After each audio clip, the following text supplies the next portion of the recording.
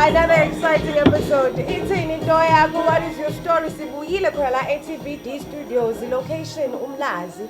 I'm your girl uKoko ND Thekwini yaseThekwini ehlezi nolwazi, iniphathele ulwazi, inshare ukuthi zikhiphani. Namhlanje ngihamba no DJ Ndondo kuphela kodwa ngiphethe full house production. Yeah. Ifilimi ethi The Head. So zakabanzi later on eshowini ukuthi basiphatheleni bathini. Obani aba-actor kwenzakalani ke nendawo sihlezi sifuna ukwazi. So stay tuned. Ningayi ndawo.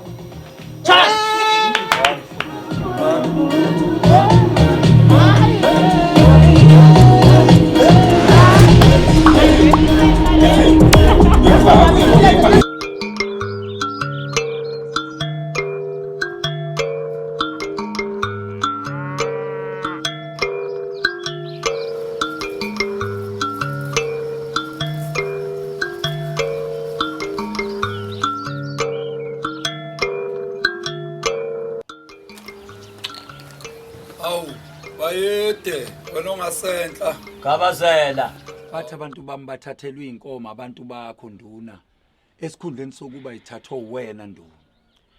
hayi ke Gabazela ngizwile lelo daba. Niyabona nginabantwana ngizele akufuneki ichitheke igazi esizweni senkosi abantwana benkosi fanele behlale bephephile inkomo zenu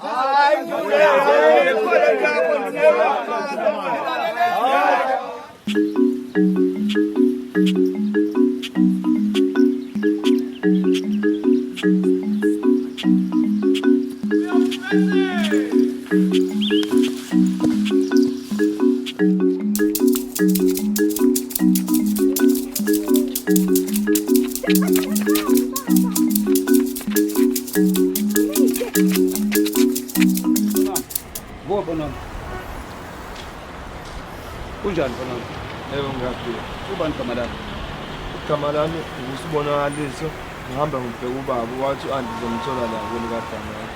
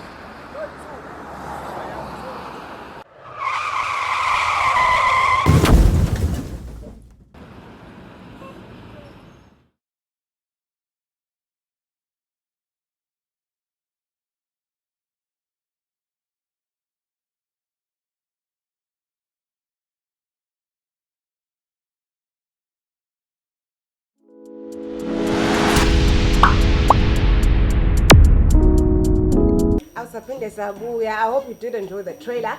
Yeah, you futhi The Head. So njengoba sesibuyile manje sifuna ukuzwa kabanzi abanzi ukuthi bekwenzakalani throughout the production yabo. So ngicela bezazize ngegaba zabo kube ubona abantshelayo ukuthi obani nobani baphethe siphi isigqoko umuntu ngokuhlala kwakhe njengamanje. Nani zazise crew? Ngumfana Hlophe and my character is Induna le Makaya in The Head movie. Sanibonani, igama lami Bongeka Makhoba, ngisuka khona la eMlazi. Character yami bengidlala i-main character Bongekile. Hola ubongani Pengulo umkhizo ku The Head.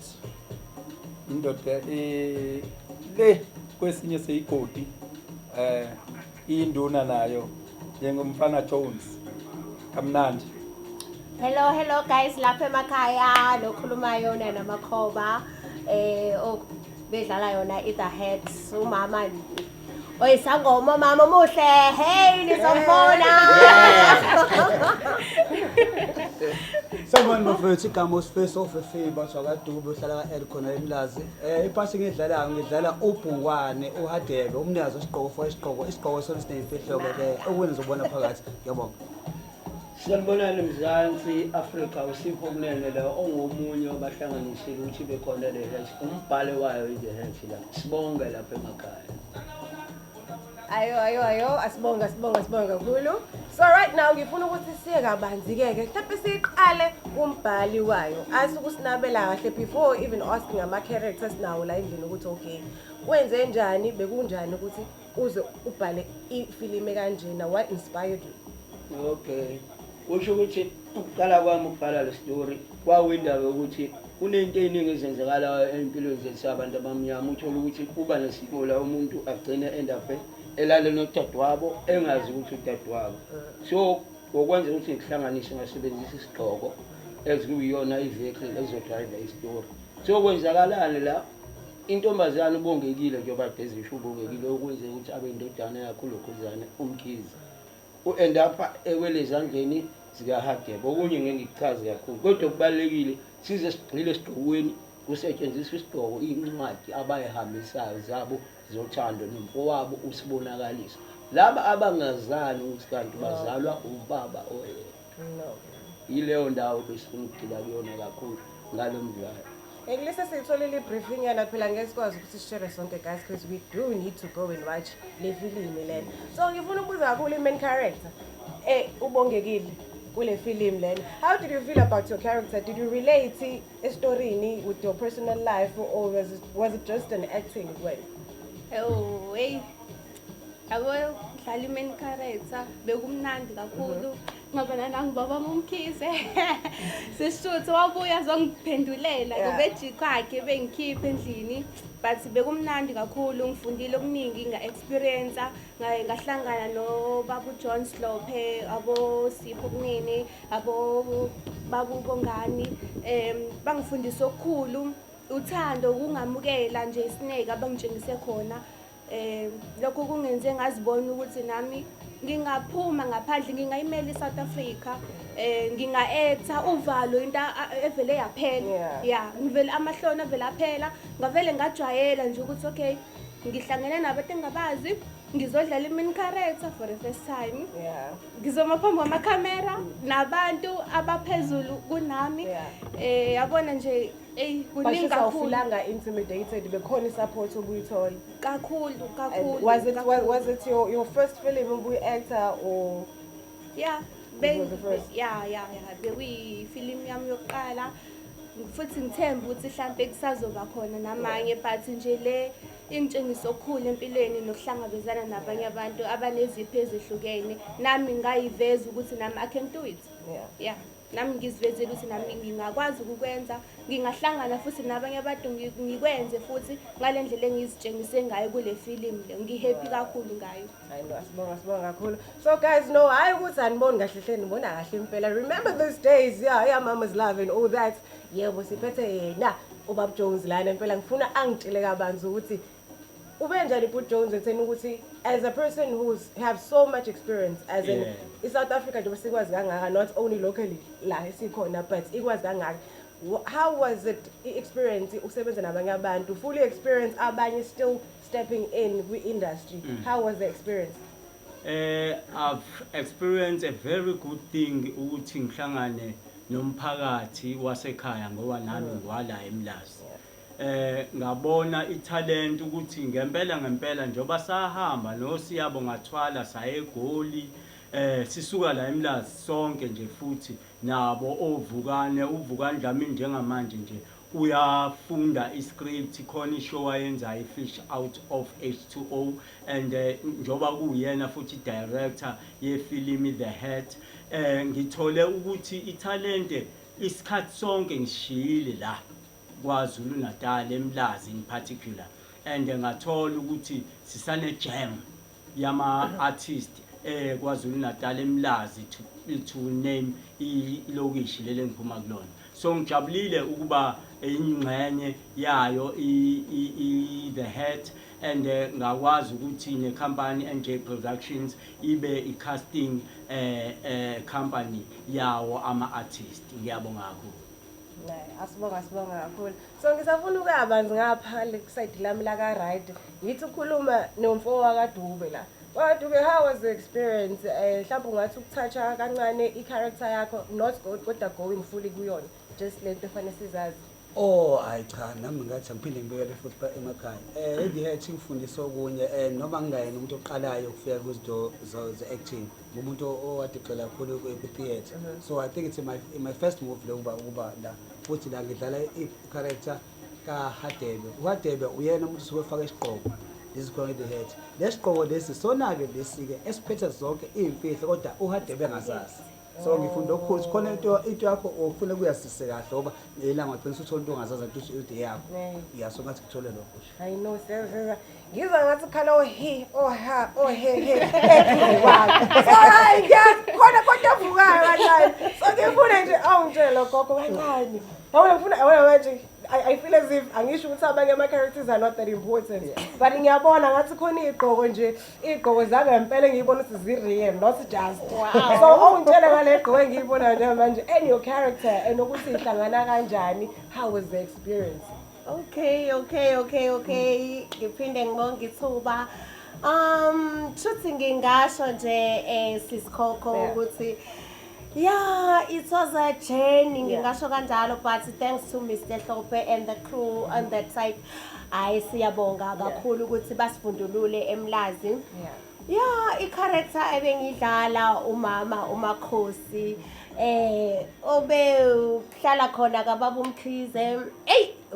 Bekungekho lula kodwa ke ngiyacabanga ukuthi is not our first time mhlawumbe sisazoqhubeka sephambili.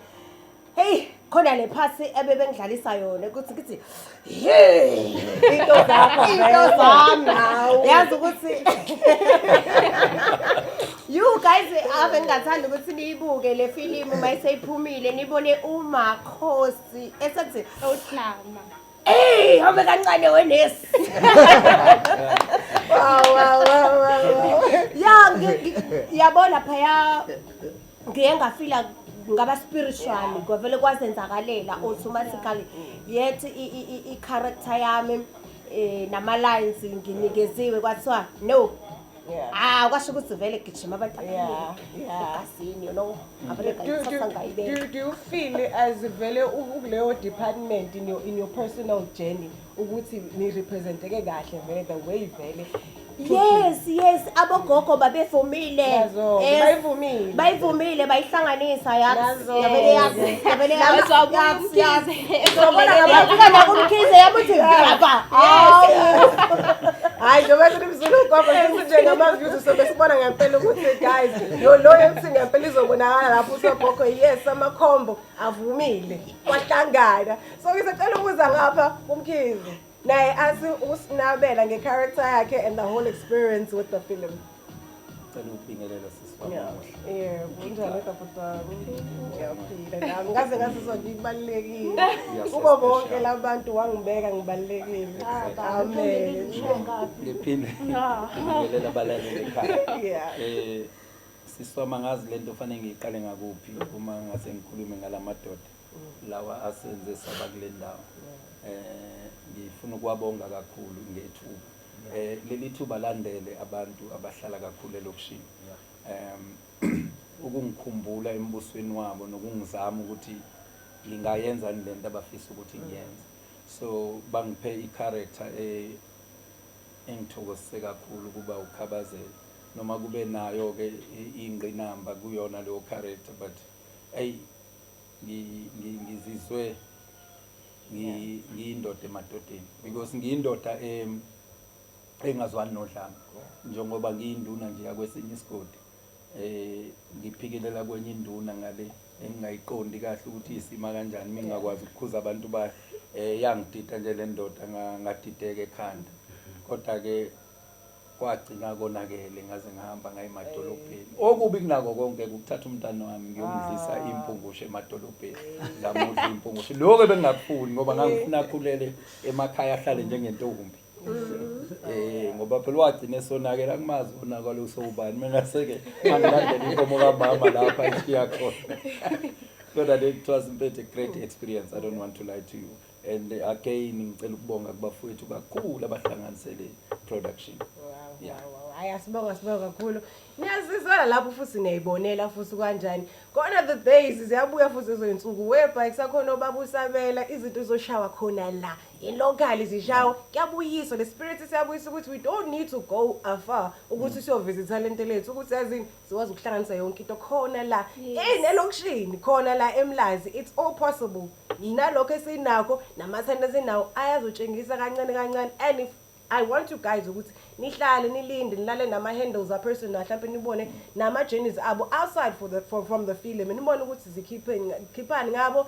Some of them are on TikTok, they're doing things nibone nibalandele njalo ukuthi what's coming next. Stay tuned. Stay tuned. Sharp. Be there.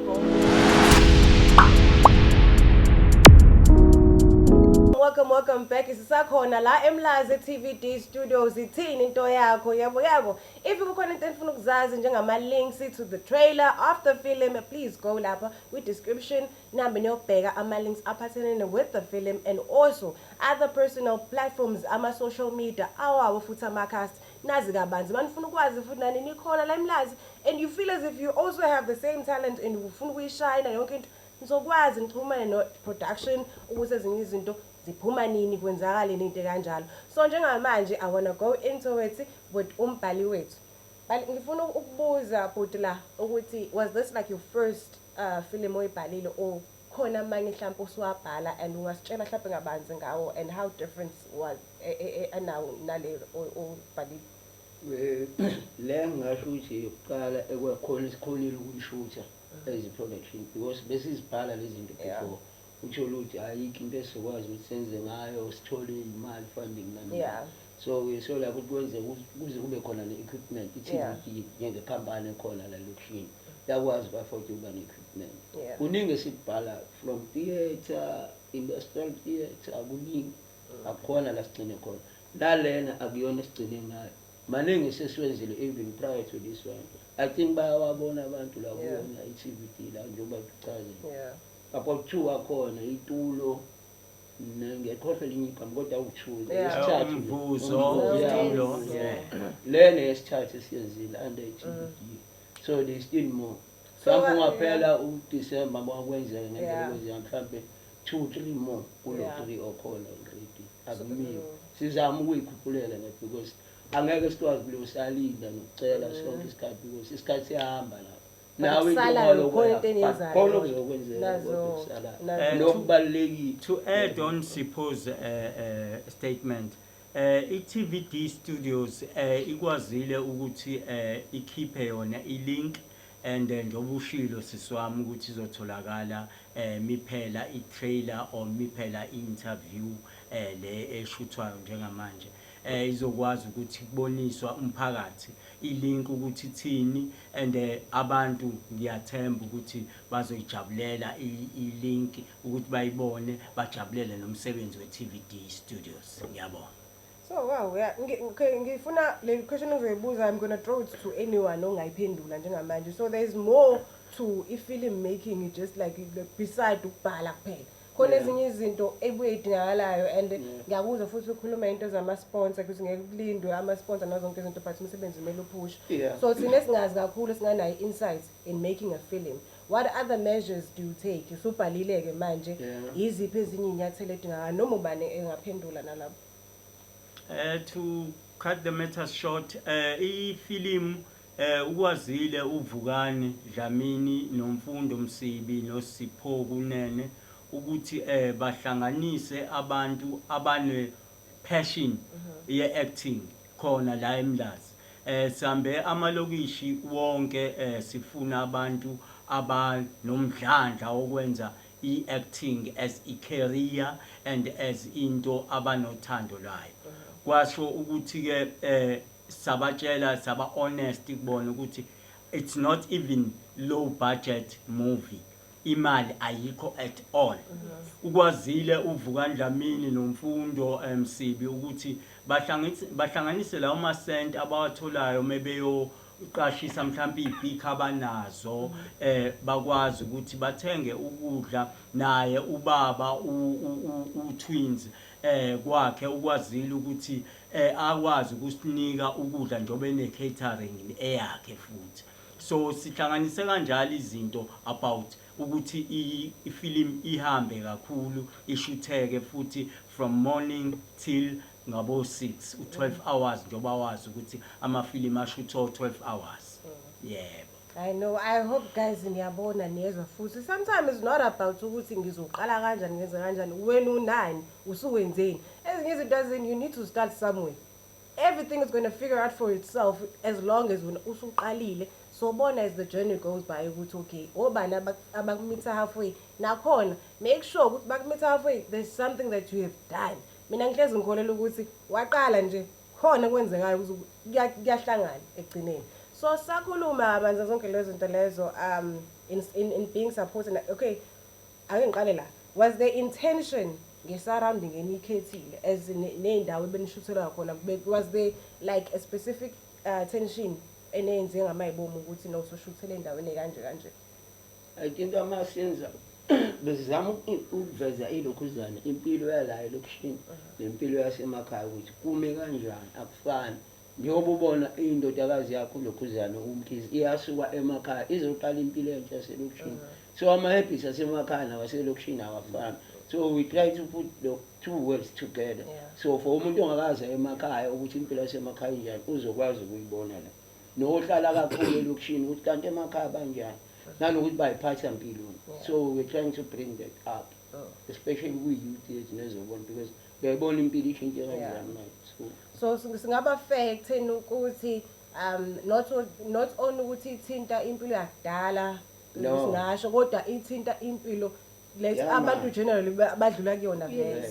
So into engangithi ukuthi i-fiction but into eba personal kulo muntu nomuntu la. So ngiyajabula ukuzwa kanjalo and ngiyajabula ukuthi makhona abantu futhi who still care abasanda touch ukuthi okay something is happening in our society, so let's do something and let's make it even in a form of a film.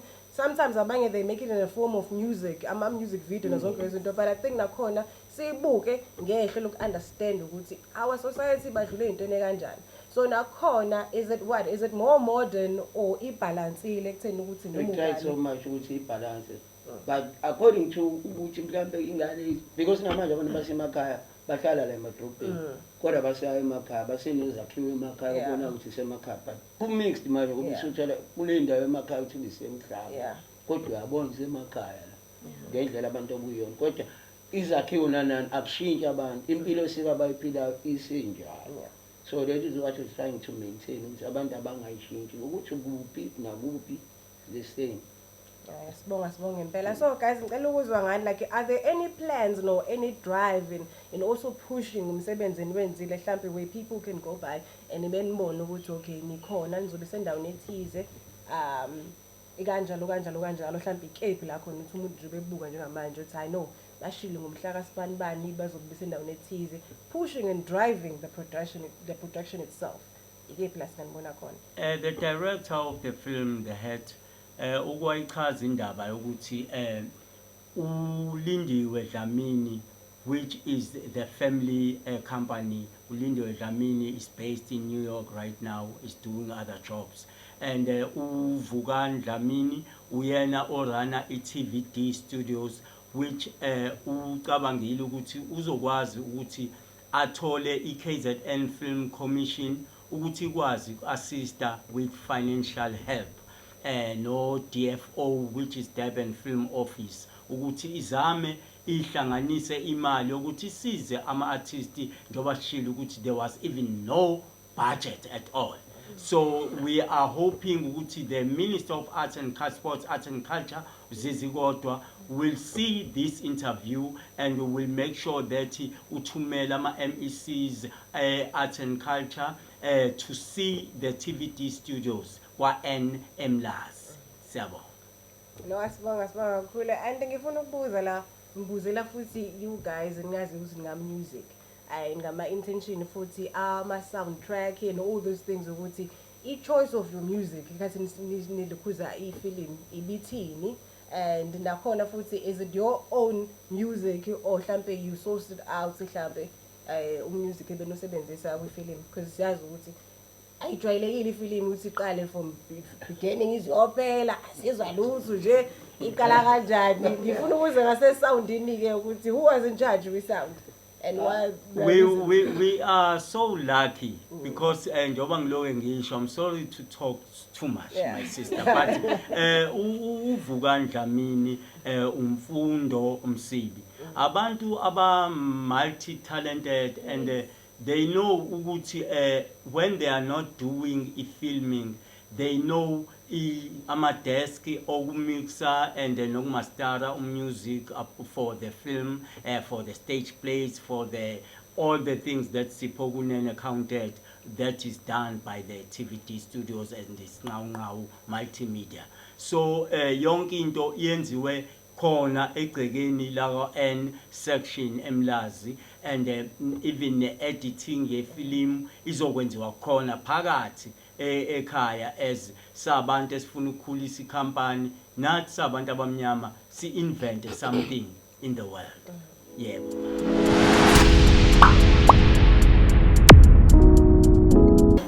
Yabona zonke njengoba seshilo ukuthi sihle nebrew the heads ngifuna bezazise ngalaka lemntomo la right bazontshela ukuthi batholaka happy ama social media abasebenzisayo ukuthi imaphi asini ngapha bazosichazela ukuthi batholaka Mfana Jones Hlophe uzongithola ku Facebook as Mfana Jones Hlophe and Mfana Jones the musician and ku Instagram uzongithola @Mfana Jones Hlophe and on Twitter @Mfana Jones Hlophe which is Mfana Jones HLOPH Hlophe and on Twitter yes I'm there all over WhatsApp is there yes thank you